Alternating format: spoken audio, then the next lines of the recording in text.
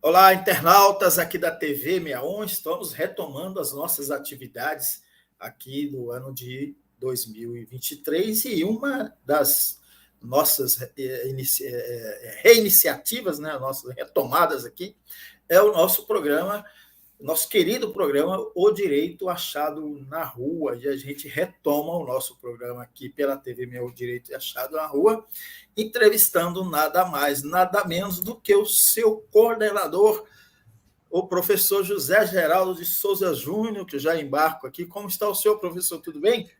Tudo, João.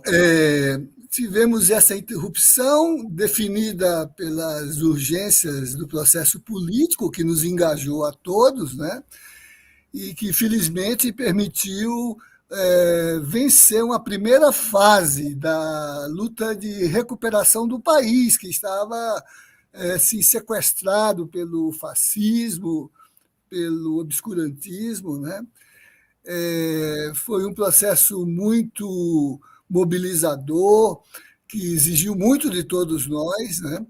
Mas essa primeira fase, que é a eleitoral, com todas as dificuldades, com todos os riscos, com todas as ameaças, conseguimos ultrapassar. Foi uma eleição importante, né, porque foi contra tudo e contra todos. Né? Foi contra o financiamento espúrio, tanto do capital privado quanto do orçamento público desviado para financiar as ações eleitorais. Basta ver aí o conjunto de atos que estão sob sigilo e que certamente serão derrubados, né? Mas, por exemplo, imagine quanto dinheiro não foi para operações da Polícia Rodoviária Federal, que se prestou a impedir o livre exercício do voto, né? Ainda, né, toda a mobilização do capital, sobretudo esse setor mais predatório do agronegócio, esse que envenena o campo, esse que desmata, né, e que recruta, né, os jagunços, recruta pessoas, né, que funcionam como milícia, né? Basta ver ainda o rescaldo disso nesse domingo, né? E contra tudo isso foi possível fazer prevalecer, né, um projeto democrático de frente ampla ética, né, que congrega democratas, né? Não é só a esquerda, mas claro que tem um eixo muito forte no programa de esquerda, entendido como superar a miséria, incluir, desenvolver políticas públicas que permitam integrar a economia, setores que estão excluídos dessa participação na riqueza, riqueza que ajudam a elaborar, né? Mas então, agora vamos para a nova etapa, que é consolidar o projeto e ainda confrontar-se, né, com aquilo que está no porão, nas profundezas desse processo, ainda instalada na máquina a burocrática, né? Vimos agora, né? O secretário de Segurança do Distrito Federal está sob mandado de prisão, né? E outros agentes públicos, né? Então, a primeira fase ajudou a separar o joio do trigo, agora a gente tem que separar o joio do joio e o trigo do trigo, não é, João?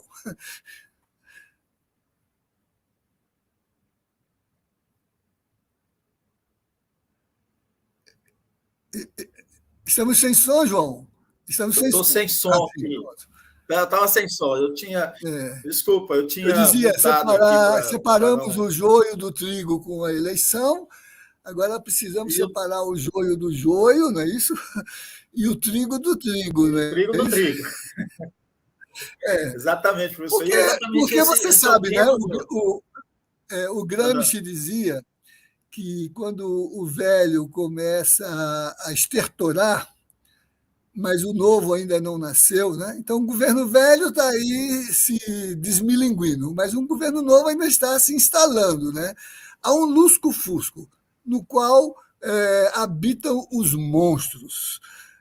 Traduzido para a nossa cultura política, quer dizer, agora os bolsonaristas querem migrar para o novo governo como se não tivessem passado, né?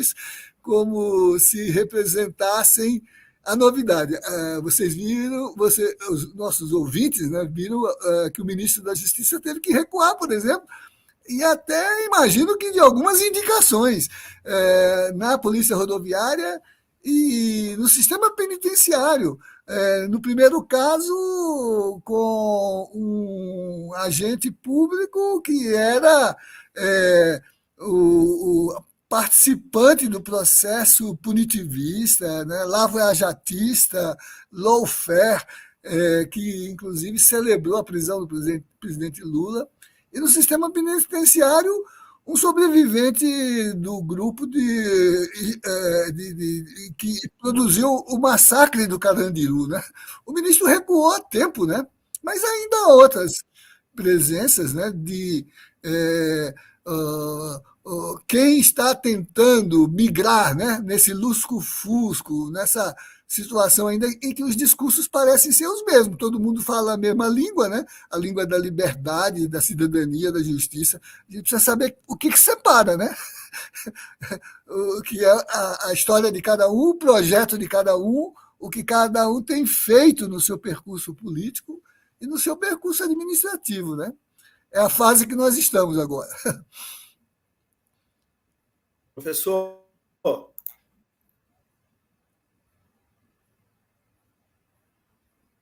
você continua sem som, João. Tem alguma coisa aí? Você está com o seu microfone desligado.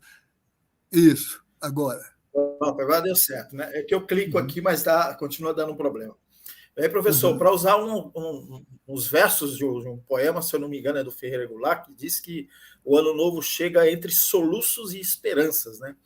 Então, a gente chega nesse ano novo com muita esperança, mas também esses soluços aí que... como o senhor diz, o fusco que...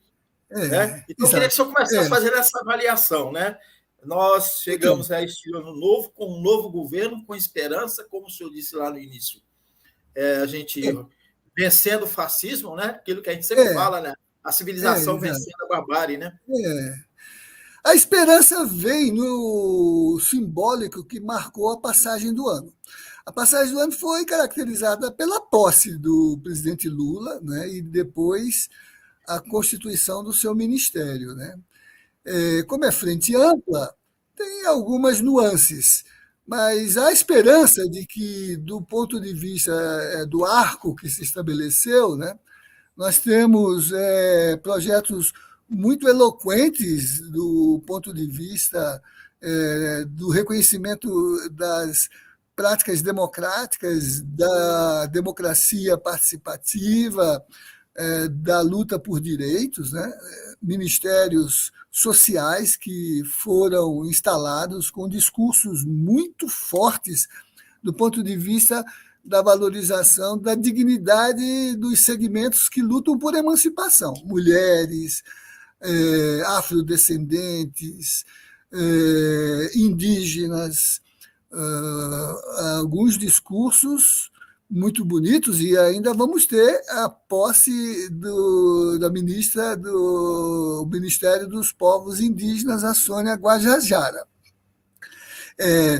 No geral, né, por conta do leque, tem algumas expectativas. A gente não sabe ainda como vão se comportar. Que devem se integrar ao novo governo, creio que, claro, porque o presidente Lula tem muita firmeza do ponto de vista da sua consciência de ser um dirigente e de ter um projeto que não pode ter hesitações. Né?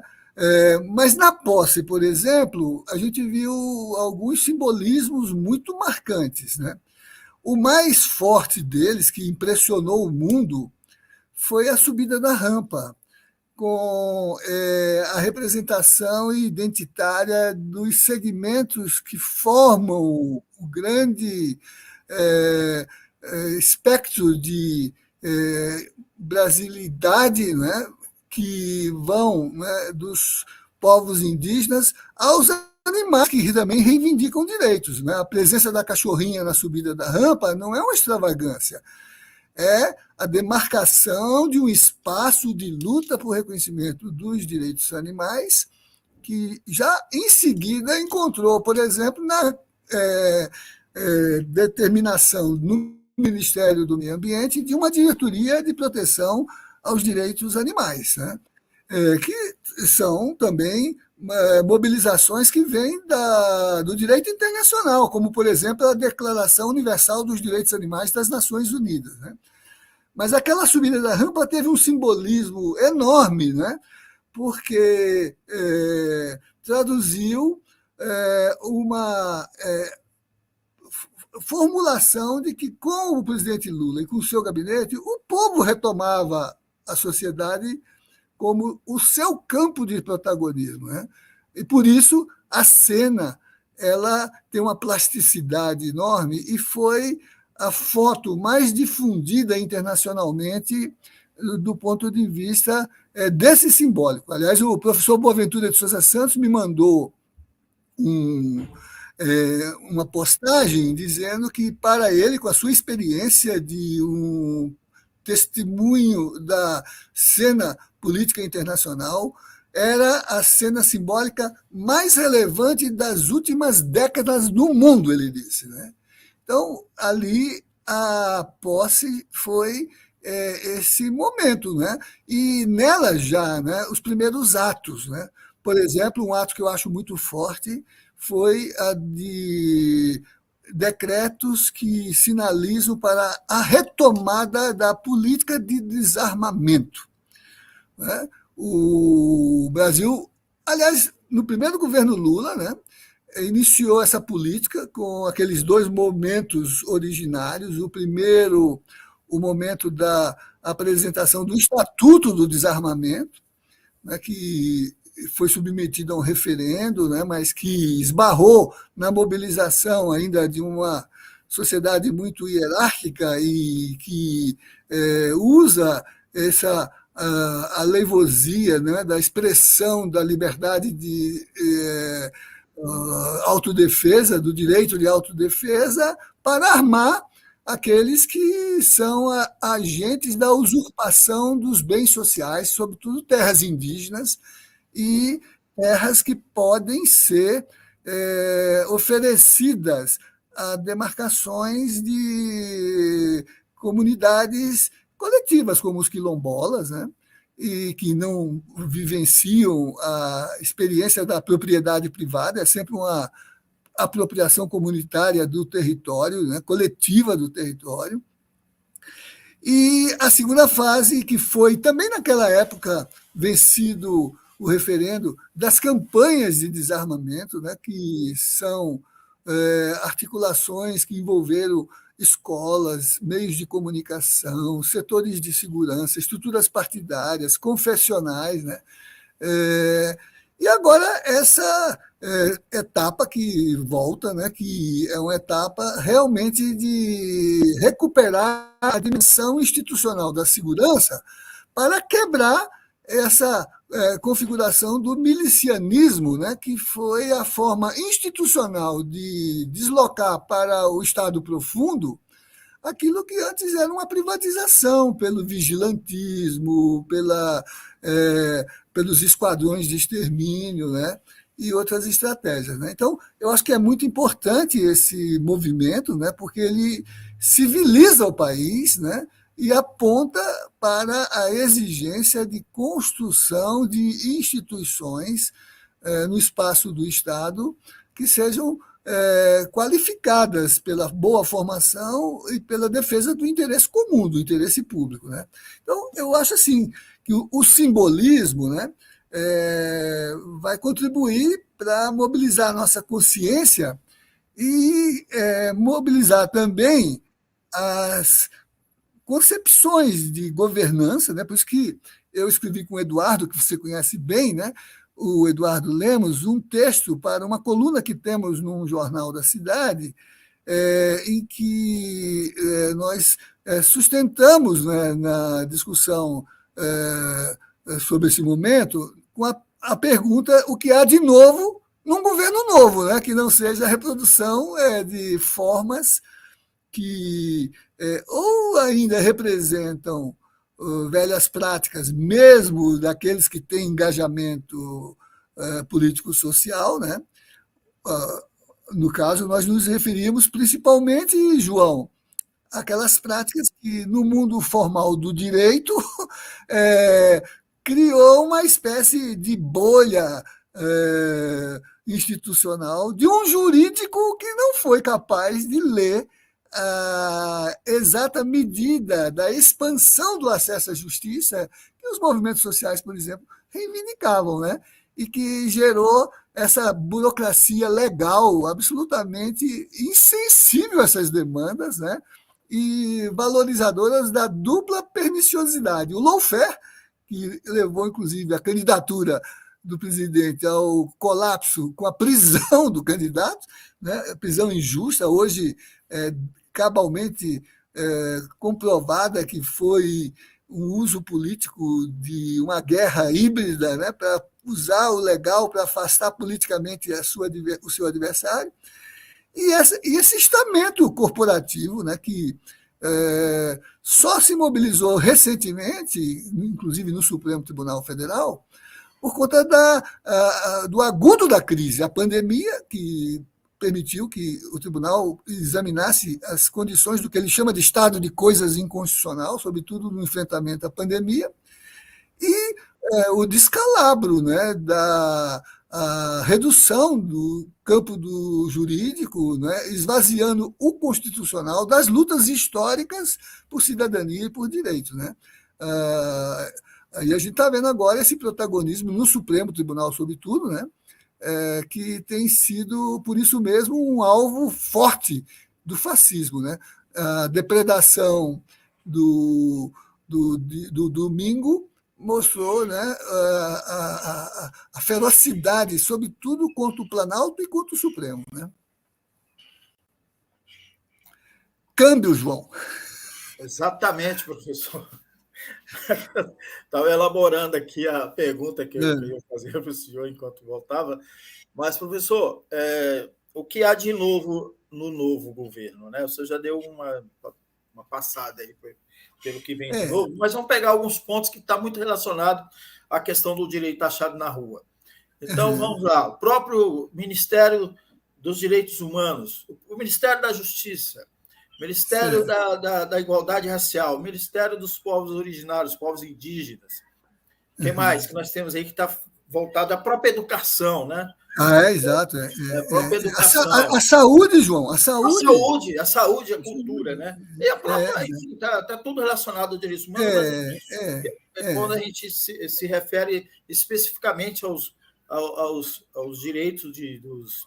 Quem é mais prejudicado em seus direitos, né? Então, há esperança, há muita esperança aí, professor, ou se teria alguma reticência em relação ao que o senhor já viu até agora? Não, como eu disse, né, há esperança, mas há o soluço, né? Há o estertor, né? Então, quer dizer...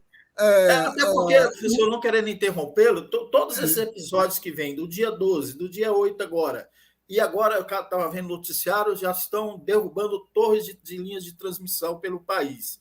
Então, tudo isso toda essa reação forte, né, que está aí, né, no lusco-fusco que o senhor mencionou, saindo aí, os monstros, né, que estão saindo, é uma reação a isso, né? A reação Exato.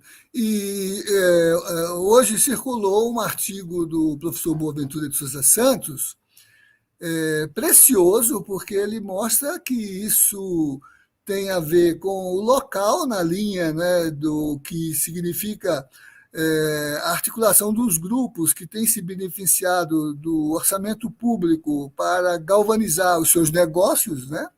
A sua própria forma de amealhamento daquilo que é retirado da aplicação no interesse do social, né? Para engordar suas contas privadas, suas contas bancárias, né? Seus offshore, né? E também uma perspectiva que é internacional. Por exemplo, o Boaventura compara muito o que está acontecendo no Brasil agora com o que aconteceu há 2 anos nos Estados Unidos, no Capitólio, vendo os mesmos atores que são os formuladores no plano internacional, né? Com a diferença, ele diz que, por exemplo, nos Estados Unidos, as Forças Armadas se mantiveram leais ao seu mandato constitucional, enquanto que aqui elas estão apresentando assim uma certa ambiguidade, né? Basta ver a manutenção por tanto tempo desses acampamentos nas portas dos quartéis, que o ministro da Justiça vem chamando de incubadoras de terrorismo, né? Se a gente tinha dúvidas sobre a condição terrorista, essa estratégia de querer agora chegar nas torres de transmissão e nos espaços de distribuição de fundamento da infraestrutura, né? Abastecimento, energia, né? A gente vê essa configuração muito, muito bem definida, muito nítida, né? O Boaventura mostra como isso é internacionalizado, né? Mostra que a gente tem um soluço no contexto da tradição americana de financiar os movimentos de direita, mas que agora inibe porque o efeito também se dá lá com o Trump, né? E com a crítica à legitimidade do governo Biden, que foi contestado, como aqui também é contestado, com os mesmíssimos argumentos, né? Mas, por exemplo, do ponto de vista dessas novidades que você mencionou do novo, é claro que o governo, que tem experiência do projeto democrático popular, traz a metodologia já experimentada da participação, as conferências, a participação na gestão, né? Mas não mais com aquele sentido de recrutar as energias da sociedade civil para tê-las, né, como correias de transmissão da sua própria atividade burocrática. Cada um no seu pedaço, cada um no seu cantinho, no seu quadrado, né? Então, os movimentos sociais participam como espaço de enunciação das suas demandas sociais, né? Deliberam nos espaços de sociedade civil, que são os conselhos, que são as comissões, né? Fiscalizam do ponto de vista do cumprimento da política, como é no Sistema Único de Saúde, por exemplo, que a participação é deliberativa e é fiscalizadora, né? Mas cada um no seu quadrado, não há cooptação, não há uma forma, vamos dizer assim, de confusão entre a função de sociedade civil e a função política, a função de governo, né? Então, isso é uma novidade a construir, que o jurídico deveria poder traduzir isso em mediações adequadas. Eu tenho muita confiança, inclusive no direito achado na rua, porque identifico em vários espaços intermediários da estrutura de administração pública, sobretudo no campo da justiça e no campo do direito, de muitos ex-alunos e de muitos pesquisadores que desenvolveram sua competência, sua qualificação nesse espaço.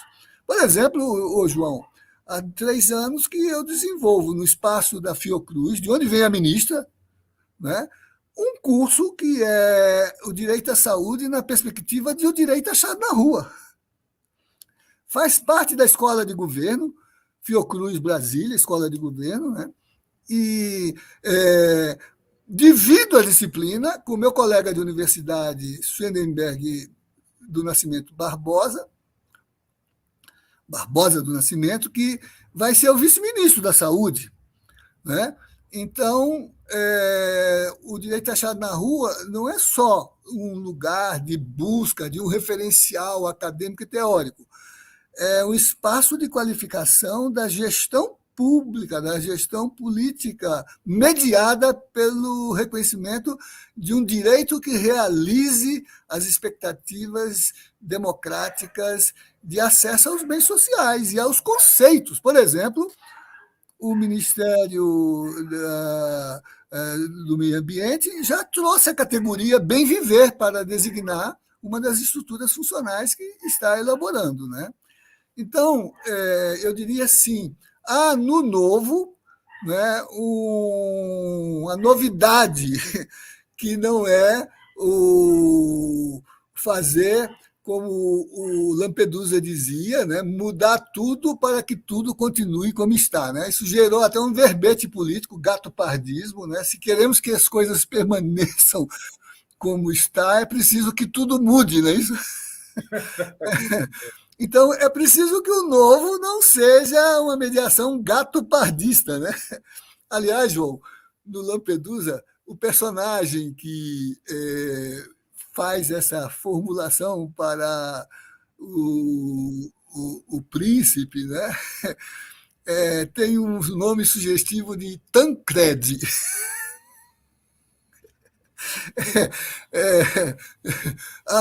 Alguém, né, que sempre teve a concepção, né, vinda da sua tradição política, né, de que entre o Capital de Carlos Marx e a encíclica Renovado de Leão XIII, o melhor é ficar com o diário oficial, não é isso? Porque é ali que saem as nomeações. Né? Isso o Benedito Valadares é que costumava dizer com a malícia dele. Né? Entre o Capital de Carlos Marx e a encíclica Redo Leomário, ele não dizia em relação ao Tancredi, ele dizia em relação ao velho PSD mineiro. Sabe? Sim. Mas então, eu acho que há um novo nisso, né, que, por exemplo, eu confio estar presente no ministro Flávio Dino, um juiz que sempre foi aberto às expectativas do direito como algo que não fica inteiramente aprisionado e estiolado nos campos de enquadramento legislativo, mas que o debate legislativo seja uma construção no diálogo com o social, não é isso? Então, e também com todo o staff que ele montou. Né? Por exemplo, eu vi que a ministra Sônia está convocando o jurista Luiz Eloy, que a gente chama de Luiz Eloy Terena, né? Um advogado que sustentou a causa do absurdo do marco temporal no Supremo agora, e que escreve no Direito Achado na Rua. Eu fui da banca de doutoramento dele em Direito, embora ele já tenha um doutoramento em Antropologia, seja um pós-doutor na Sorbonne em Antropologia, né? E, portanto, é alguém que já aprendeu que os direitos são achados nas ruas, nas águas, nos rios, nas florestas, nas aldeias, né? Nos quilombos, né? Então, eu tenho muita convicção de que o novo que vem embutido na concepção de sociedade, de justiça e de direito, vai permitir, né, que não se estiole nem a leitura do jurídico no legal, o legal formal, né, nem no estamento daqueles que se comprazem, né, com aquilo que são as insígnias da titulação, né? Poder, carteira funcional, acesso a ambientes restritos, né? E bons olerites, não é isso? E bons olerites. Muito bom. Professor, queria que o senhor trouxesse aí para a gente quais são os planos, projetos, né? O que está se pensando aí no grupo de estudos do Direito Achado na Rua para 2023? Já tem uma programação? Como é que estão? Então, João, você sabe que a gente chegou ao processo eleitoral de 22 depois daquele grande seminário internacional, dos 30 anos do projeto, com a produção, né, de uma bibliografia muito bem elaborada, né, que é pensar o direito como representação dos princípios de uma legítima organização da liberdade. Um diálogo com os pesquisadores internacionais e os produtores nacionais que construíram o acervo do projeto até aqui. Mas o processo político não interrompeu a pesquisa. Né? Por exemplo, nesse período, nós continuamos a produzir as teses, as dissertações. Acabei de mencionar do Eloy Terena. Aqui em Brasília, nós vimos ser defendida e já publicada como livro, né, uma dissertação de mestrado que tem o sugestivo título de O Direito Achado na Noite, que é um estudo sobre o significado da cultura e seu valor, né, como uma condição de produção e de reprodução econômica da existência, que não pode ser confundida com ruído, e, portanto, uma lei de controle de barulho não pode ser um instrumento para segregar o espaço legítimo de produção cultural, e o autor, por exemplo, trabalha a noção de noite como uma qualificação do espaço, né? Seguindo aquela perspectiva da metáfora da rua, que não é só física, que não é só geográfica, e, aliás, trabalha, falando em geográfico, com Milton Santos, que considera que o espaço é sempre um espaço de cidadania, né? Então, continuamos a produzir nesse aspecto, né, nesse sentido, trabalhos com essa condição assim interpelante, né, de recortar produzimos toda a série, né, que sobre a figuração do direito achado na rua resultou num conjunto de obras sobre o enfrentamento à pandemia na linha de quais foram as respostas sociais à pandemia, na medida em que o colapso se deu, né? Eu estou lhe indicando, para ser a próxima entrevistada, a acadêmica Ana Paula, né, que, aliás, é a vice-presidente da Comissão Justiça e Paz aqui em Brasília, que tem pós-graduação em biologia e é agente público na área de direito ambiental, mas que trabalhou muito a questão do que o social organizou do ponto de vista da sua capacidade de vencer não só os limites burocráticos, mas a deliberada ação de governo para subordinar a vida à economia, né? Na questão indígena, na questão comunitária, em vários aspectos. Também sugeri que você, e pedi à nossa estagiária, Ana, para chamar de novo aquela minha pesquisadora da Bahia, né, que trabalha o tema do consórcio Nordeste.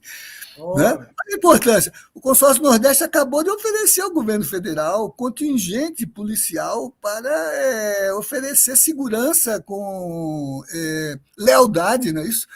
Quando a gente assistiu esse descalabro atual, né? Não só no que a gente chama de expectativa em relação às Forças Armadas, mas às forças auxiliares de polícia. Né?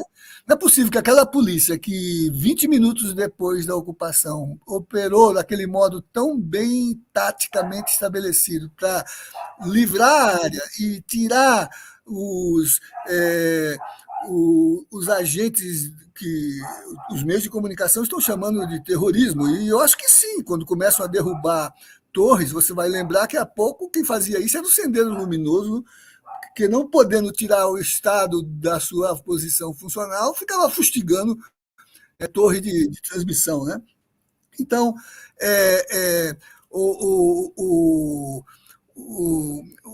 o nosso trabalho continuou e fizemos um conjunto de obras ligadas a esse conceito, ao direito à alimentação. Você fez uma entrevista com José de Ribamar, por exemplo, que trabalhou a questão da alimentação, do direito à alimentação, né? Ele que foi do Conceia, e olha aí o Conceia voltando a funcionar. Né? Então, eu assim, acho que o direito achado na rua contribuiu muito, e por isso que eu quero permanecer, né, nessa conjuntura, neste lugar, que é um lugar de formulação crítica, de construção teórico-política, né? Mas que não se confunda, né, com o desejo de se empoderar das estruturas burocráticas, né, exatamente para ter a liberdade de colaborar desinteressadamente do ponto de vista de conferir à ação intelectual uma capacidade utópica de um pensamento de transformação, né, que é o que o Direito Achado na Rua pretende realizar. Nós estamos preparando agora, João, para publicar nos próximos 6 meses o volume 7 daquela série Direito Vivo, o Direito Achado na Rua e as Nuances, sobre os sujeitos coletivos de direito, né? Que, por exemplo, foi uma alegria para mim ver o ministro Fachin na retomada do semestre judicial, no TSE. Ele que nos recebeu tantas vezes enquanto expressão da coalizão em defesa do processo eleitoral, né? Mas ele, no primeiro julgamento que fez, falar do nosso trabalho, o meu trabalho com o escrivão, sobre a concepção de direitos humanos, e fazê-lo para sustentar o reconhecimento que o sistema judicial tem que fazer dos sujeitos coletivos de direito. Olha que coisa importante, né? Então, é nesse lugar que eu acho que a gente tem que trabalhar, né? E por isso, João, a importância desse programa, o Direito Achado na Rua, né? Professor, o senhor mencionou aí o Ribamar, e eu estive com uma vereadora de Cuiabá, Edna Sampaio, do Partido dos Trabalhadores, sim, e nós fomos acompanhar 2 jovens que foram presos porque estavam filmando o acampamento em frente à brigada do sim, Exército. E ali ela veio toda aquela da delegacia, no setor lá de triagem e tal, todo aquele drama, né? Drama das pessoas, tanto de quem estava sendo preso, quanto de parente e tudo mais. E ela falou assim: João, eu quero estudar sobre esse tema. Esse tema me interessa, eu quero trabalhar esse tema. Eu falei: eu tenho uma pessoa que vai ajudar, e eu indiquei para ela o Ribamar. E eles já estão em contato, já mandou o documento.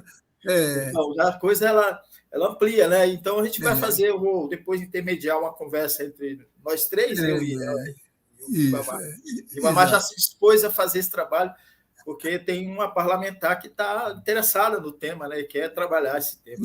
Então, assim, o direito achado na rua está aí, né? E o Ribamar fez a dissertação dele nesse campo, exatamente, orientada para a questão penitenciária, né, porque ele tem esse trabalho histórico dele no mecanismo de enfrentamento à tortura, né, mas também tomando a alimentação como um direito humano fundamental, que é o primeiro redutor de dignidade do preso quando ele entra naquela engrenagem, né? Excelente, muito bom, João. Mas então, o seu programa, o nosso programa, né, ele entra nessa agenda, né, de contribuição importante que a gente precisa fazer, né? E acho que, como diz o Saramago, né, você não conhece a ilha ficando na ilha. Para você conhecer a ilha, você tem que sair da ilha, não é isso? Então você não pode exercitar bem o direito ficando na bolha jurídica, né? Para fazer isso, você tem que sair da bolha, né? Ou seja, tem que ir para a rua, tem que ir para a noite, tem que ir para a floresta, tem que ir para as águas. Exatamente. Em todo lugar. Professor José Geraldo, eu queria que o senhor fizesse as suas considerações finais, mas que também agregasse aí algo que o senhor acha que é importante mencionar e eu não questionei. Então, eu acho que nós precisamos nos mobilizarmos cada vez mais naquilo que são nossos campos profissionais de atuação, a universidade e os meios de comunicação, né?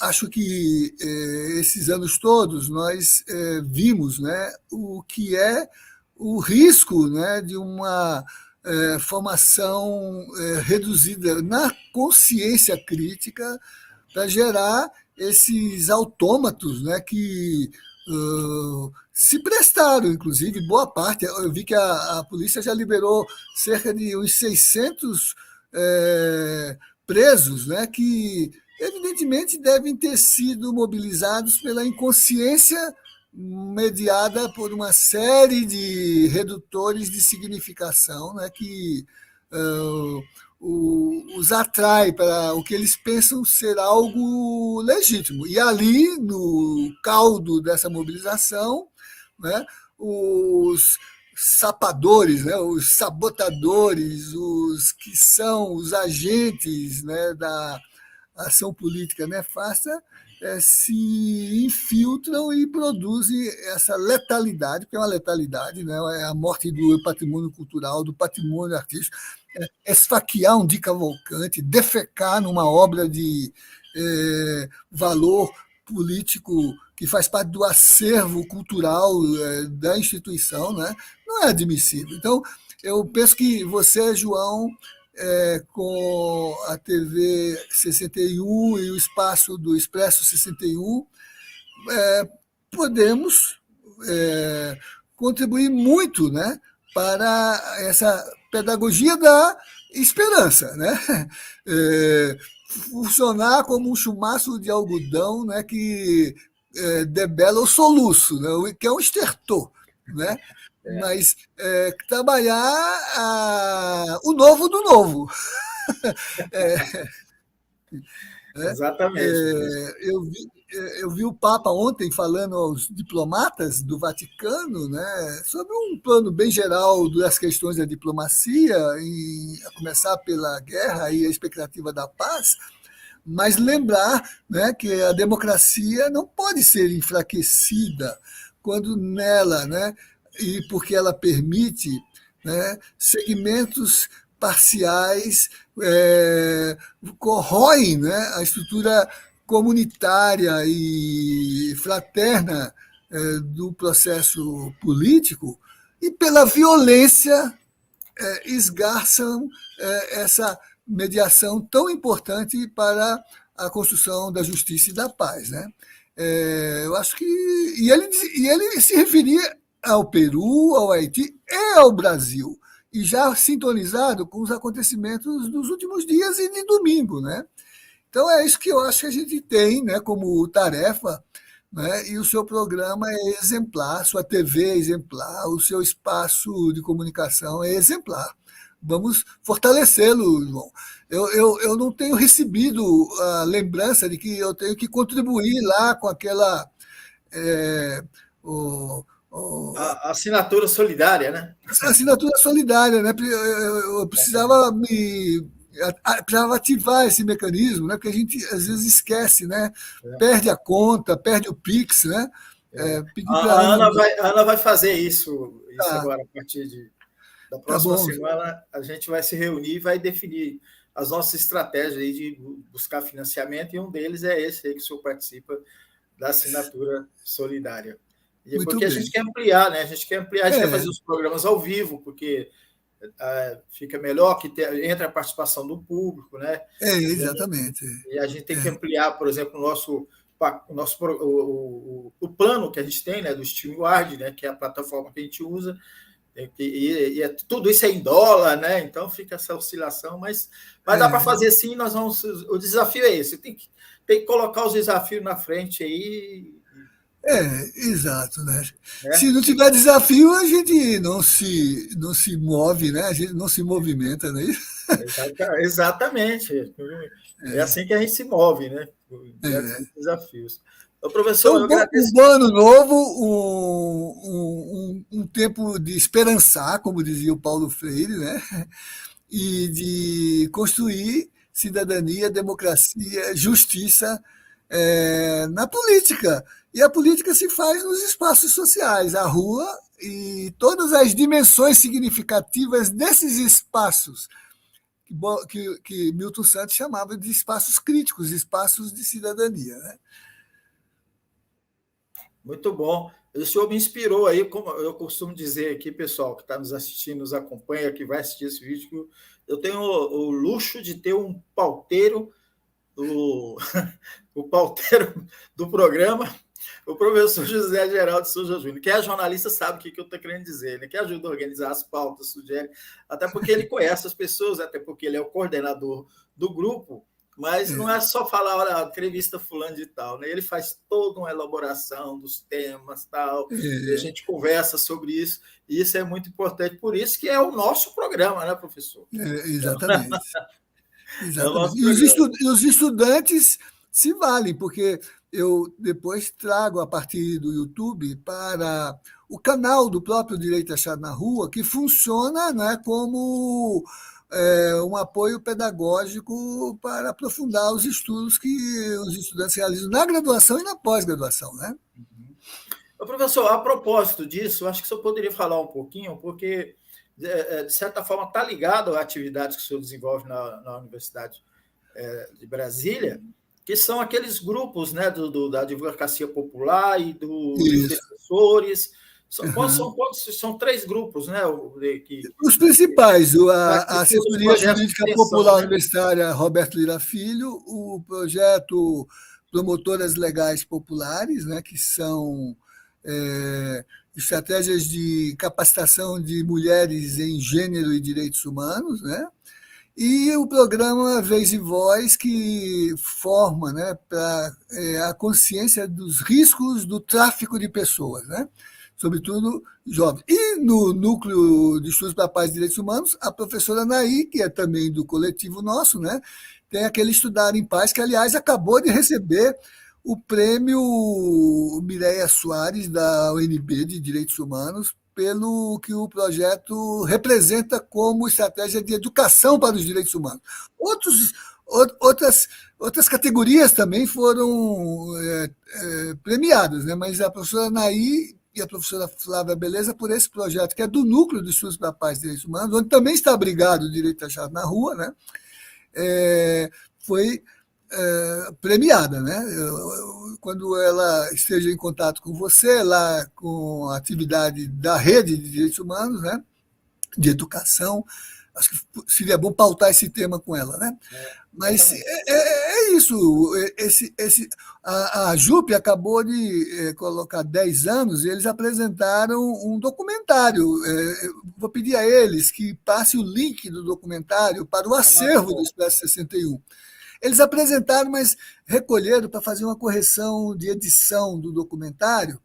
E assim que eles façam a correção, vou pedir que eles mandem o link, a referência de localização, né, para ficar aí no acervo do Expresso 61, né, da TV 61. Nossa, maravilha. Será uma grande honra ter esse documentário aqui com a gente na TV 61 e também retomar, né, com a professora Anaí o programa da Rede de Educação e Direitos Humanos, né? E agora você viu que o ministro colocou muito fortemente a importância da educação em direitos humanos, né? Sim. Que discurso potente o dele, né? Nossa, foi. Né? Nossa, muito potente, né? E ele não é apenas um retórico, ele tem os pés na realidade, né? Ele é também engajado em atividade, né? Tanto que você viu que o padre Lancelotti veio, aliás, também, né?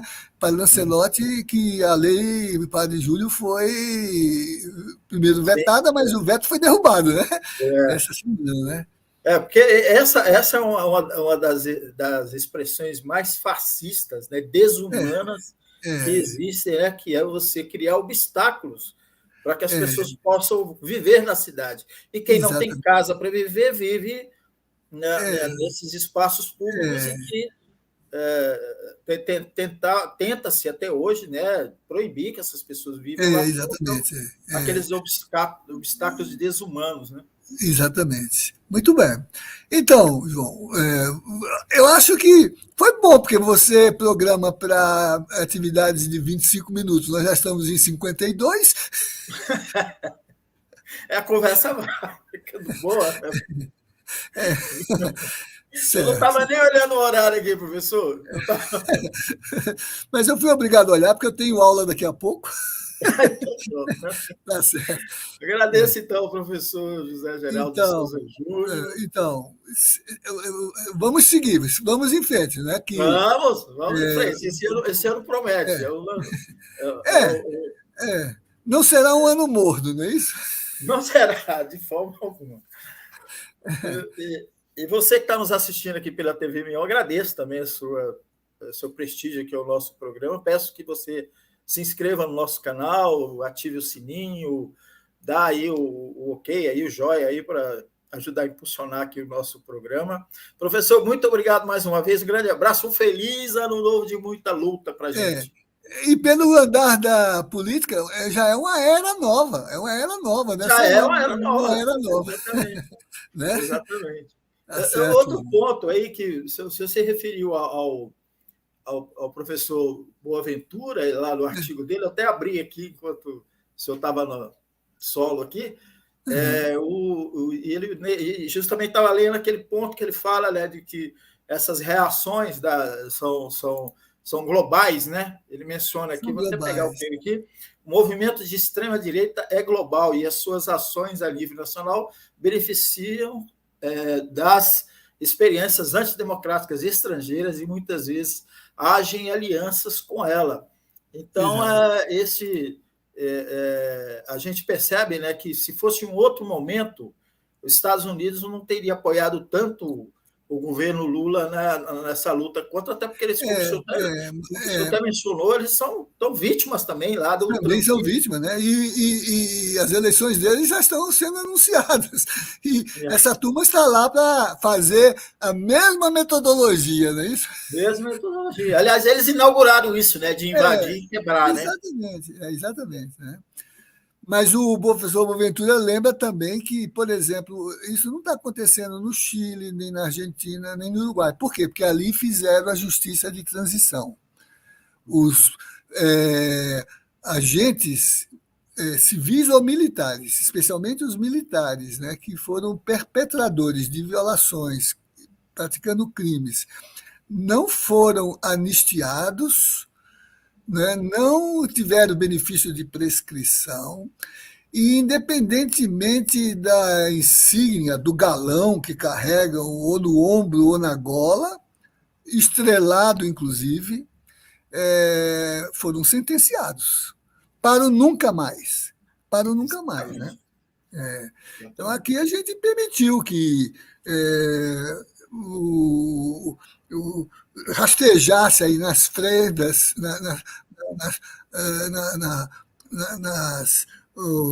nos espaços, nas frestas, né, desse esgarçar histórico, esses monstros, né, que migraram do velho mundo e querem interferir no mundo novo que está nascendo para se apropriarem da sua dinâmica, do seu movimento. Não podemos permitir isso, né? Não podemos. É isso. E povo na rua, né? Povo na rua para garantir a democracia. Nós fizemos um ato ontem na Faculdade de Direito, mobilizado pelos professores, né? E foi impressionante ver os estudantes saírem a campo e gritarem sem anistia. Sem anistia. Sem anistia. A palavra de ordem atualmente, sem anistia. Muito bem. Muito ok, bom. João. Um abraço a todos e aos nossos ouvintes e telespectadores, não é isso? Telenautas, né? Telenautas, exatamente. Um abraço aí, professor. Um abraço para quem nos acompanha. Tchau.